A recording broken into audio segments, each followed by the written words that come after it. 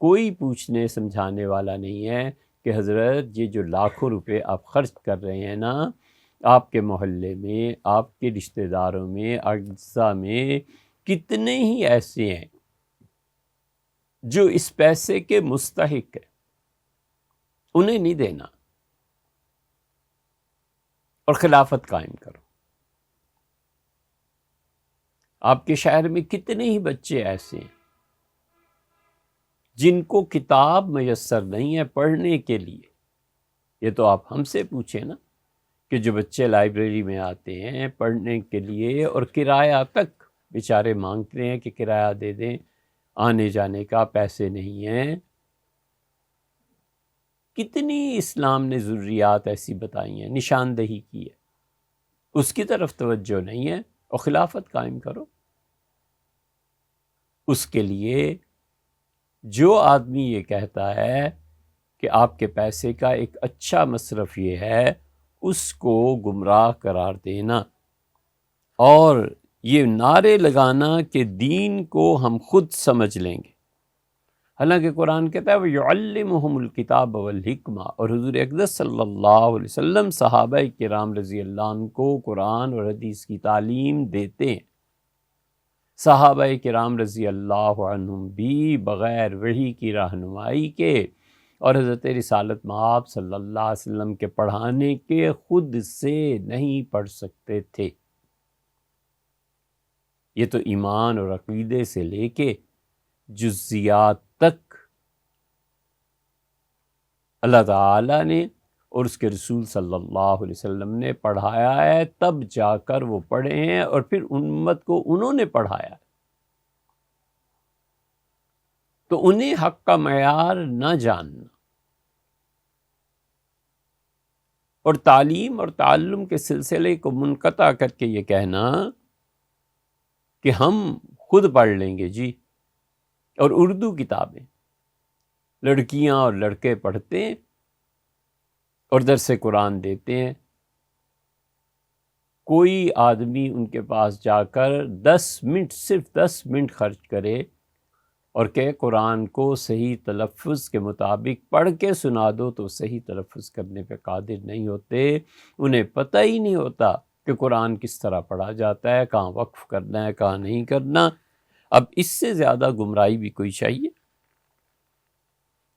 اور جہاں عقل اور نقل ایک دوسرے کے ساتھ متضاد ہوتی ہیں، وہ محض پڑھ کے کسی پہلو کو ترجیح نہیں دے سکتا کہ یہاں پہ عقل کی بات ماننی ہے یا نقل میں تعویل کرنی ہے، یا نقل کی بات ماننی ہے اور عقل میں تعویل کرنی ہے۔ تو جن لوگوں کا علم اتنا بھی نہیں ہوتا، وہ لوگ بھی کیا کریں گے؟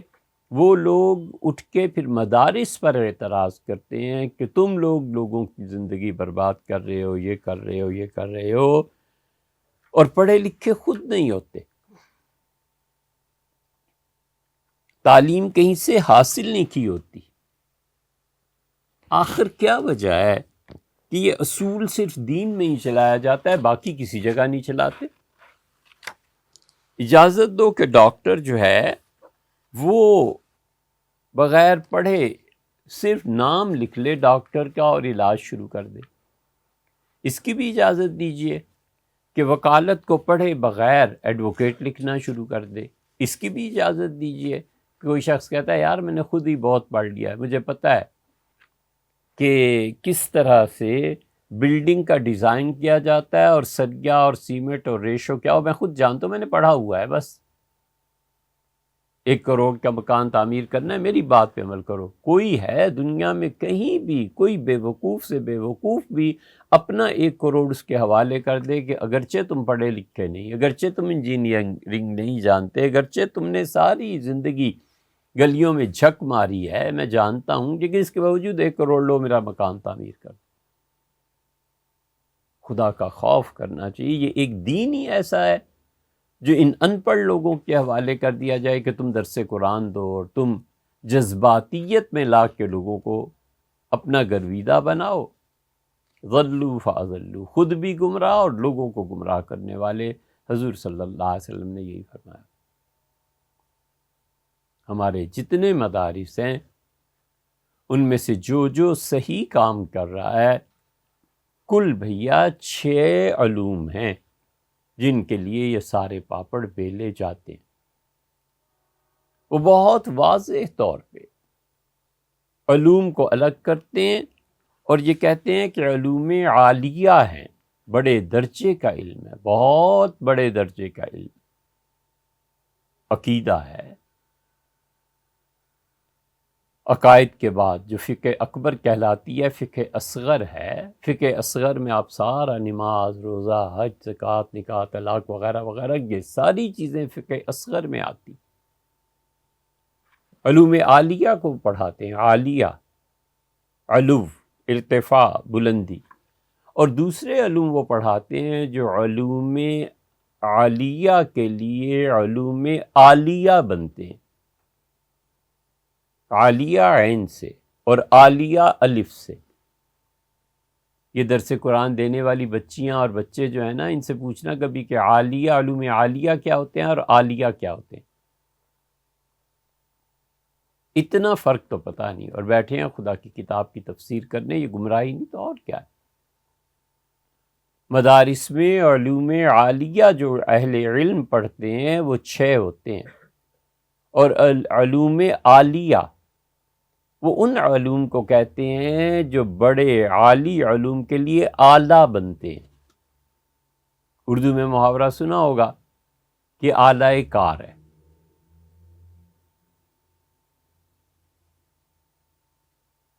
لکڑی کا ماہر رندہ چلاتا ہے، رندہ ایک آلہ ہے، ڈاکٹر اسٹیتھ کے ذریعے مریض کو چیک کرتا ہے۔ ایک تقریباً نوکدار چیز وہ مریض کے پاؤں پہ چبھوتا ہے اور پھر اسے چلاتا ہے۔ وہ جو اسٹیتھ ہے یہ ایک آلہ ہے، آلے کے ذریعے وہ جانچتا ہے۔ تو وہ علوم جو علوم عالیہ تک پہنچانے کے لیے آلے کا کام کرتے ہیں، مثلاً ان میں سے ایک علم وہ پڑھاتے ہیں جسے کہتے ہیں صرف و نحو، عربی کی گرامر۔ یہ گرامر پڑھ کے بچہ پہنچتا ہے علوم عالیہ تک، یعنی قرآن کریم کو سمجھتا ہے۔ علوم عالیہ 6 ہیں۔ علوم عالیہ میں سب سے اعلیٰ علم وہ عقیدہ ہے، علم کلام ہے، اور علم کلام کے ضمن میں پھر بسا اوقات اساتذہ فلسفہ، منطق یہ چیزیں پڑھاتے ہیں۔ گرچہ منطق اور علوم عالیہ میں سے آتا ہے، لیکن علوم عالیہ اور اس کی مباحث یہ سب کی سب علم کلام میں داخل ہو جاتی ہیں، اور وہ عقیدہ پڑھاتے ہیں۔ پھر قرآن کریم اور اس کے تفسیر کے اصول ہیں، پھر حدیث اور اصول حدیث ہیں، پھر فقہ اور اصول فقہ ہیں کہ کتاب اور سنت ان دونوں کے سامنے رکھ کے اس سے مسائل کا استخراج، مسائل کا استنباط، مسائل کو نکالنا، ثابت کرنا، یہ کیسے ہوتا ہے۔ یہ 6 علوم ہیں، اور ان 6 علوم کے لیے ہی مدارس قائم کیے گئے ہیں کہ قرآن کی تفسیر، قرآن کریم اور اس کی تفسیر کے اصول، حدیث اور اصول حدیث 4 ہو گئے، اور فقہ کا استنباط کہ اس سے کیسے ثابت کرتے ہیں، اور علم کلام۔ یہ 6 اصول ہیں جن کے تحت ہمیشہ کام کیا جاتا ہے، اور اہل علم کو پڑھا اور پڑھایا جاتا ہے، اور انہی ذرائع سے وہ لوگ فتویٰ بھی دیتے ہیں، وہ عقیدے کو بھی متعین کرتے ہیں، اور کتاب و سنت کو سمجھتے ہیں، اور اللہ کا خوف، تصوف، خدا کا نام جپنا اور اللہ کو یاد کرنا، یہ ایک اور چیز ہے جو ان کے لیے ضروری قرار دی جاتی ہے۔ اب رہ گئی بات علوم عالیہ کی۔ علوم عالیہ میں جیسے منطق ہے، جیسے صرف اور نحو ہے، انگلش کی گرامر ہے۔ آپ بھی تو یہی کرتے ہیں، بچے کو اسکول میں انگلش کی گرامر پڑھاتے ہیں، اور وہ اچھی طرح پڑھا ہوا ہوتا ہے، پھر وہ انجینئرنگ یونیورسٹی میں چلا جاتا ہے، وہ وہاں جا کر انجینئرنگ یونیورسٹی میں انگلش میں ہی پڑھتا ہے، میڈیکل کالج میں انگلش میں پڑھتا ہے، تو یہ جتنا اس کا پڑھنا لکھنا یہ سب چیزیں ہیں، اس کے لیے پہلے آپ نے اسے زبان سکھائی۔ اسی طرح منطق ہے، اسی طرح کوئی بچہ نقشے بناتا ہے، ڈیزائن کرتا ہے، تو یہ ضروری ہے اسے جیومیٹری آنی چاہیے۔ جیومیٹری کے ذریعے ہی تو پیمائش کرے گا کہ کمرہ کتنا بنے گا، اس کونے کو کتنا رکھنا ہے اور اس کونے کو کتنا رکھنا ہے، اور پھر جا کر زمین بچے گی۔ بالکل اسی طرح ہمارے یہاں مدارس میں میتھمیٹکس پڑھاتے ہیں، حساب پڑھاتے ہیں، تاکہ بچے کے پاس جب وراثت کے مسائل آئیں تو اسے پتہ ہو کہ ڈیڑھا کتنا ہوتا ہے، اسے پتہ ہو کہ 1.10 کے کیا معانی ہوتے ہیں، تو میتھمیٹکس پڑھتا ہے۔ یہ میتھمیٹکس اسے کہاں پہنچاتی ہے؟ اصل میں پہنچاتی ہے زمین کی پیمائش پہ، وراثت پہ، ان چیزوں پہ۔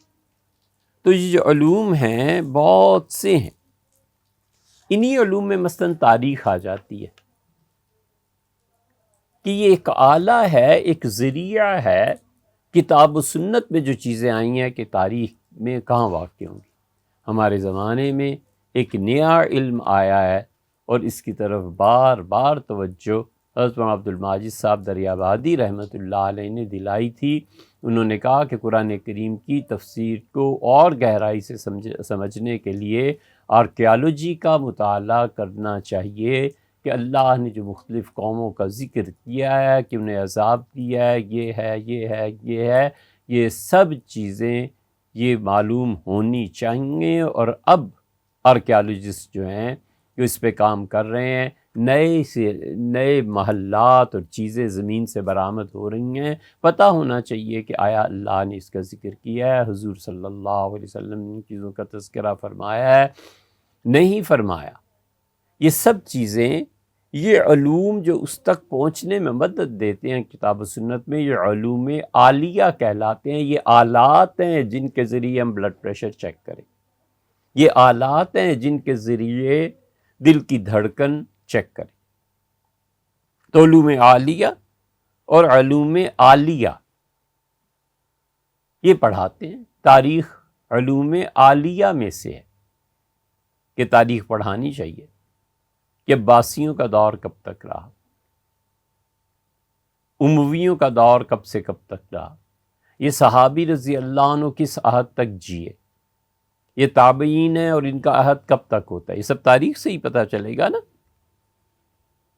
اسی لیے حضرت سید سلیمان ندوی رحمۃ اللہ علیہ نے جب قرآن پاک پڑھانا شروع کیا، ہمارے حضرت مولانا ابوالحسن ندوی رحمۃ اللہ علیہ ان کے شاگرد تھے، تو انہوں نے ارض القرآن کے نام سے سید سلیمان ندوی رحمۃ اللہ ایک کتاب لکھی کہ قرآن نے کس کس زمین کا ذکر کیا ہے۔ اللہ تعالیٰ نے کسی زمین کا ذکر کیا ہے تو آج کے زمانے میں وہ زمین کہاں واقع ہے۔ سیدنا موسیٰ علیہ السلام نے بحیرہ کلزم کو کراس کیا، یہ بحیرہ کلزم ہے کہاں؟ قرآن اس کا کس انداز سے تذکرہ کرتا ہے۔ اللہ تعالیٰ فرماتے ہیں وَأَنَّهُ أَهْلَكَ عَادًا الْأُولَى، اور اللہ ہی کی ذات ہے جس نے عاد اولا کو برباد کیا، تباہ کیا، اپنا عذاب اس پہ نازل کیا۔ یہ عاد اولا اور عاد ثانیہ یہ کن کن علاقوں میں ہوئے، یہ تاریخ بتاتی ہے، ارض القرآن بتاتی ہے، وہ کتاب حضرت رحمۃ اللہ علیہ کی۔ تو اس لیے ان 6 علوم کو حاصل کرنے کے لیے بے شمار اور متعدد علوم ہیں جو پڑھے جاتے ہیں، تاکہ علوم عالیہ کے ذریعے علوم عالیہ تک پہنچا جائے۔ اس کے بعد بچہ کہیں اس قابل ہوتا ہے کہ وہ دین کے اعلیٰ کام کرے، مثلاً فتویٰ دے، مثلاً وہ دین کی تفہیم اسے حاصل ہو اور وہ واضح کرے کہ اللہ کا یہاں پر قرآن کریم میں، حضور اقدس صلی اللہ علیہ وسلم کا یہاں پر حدیث میں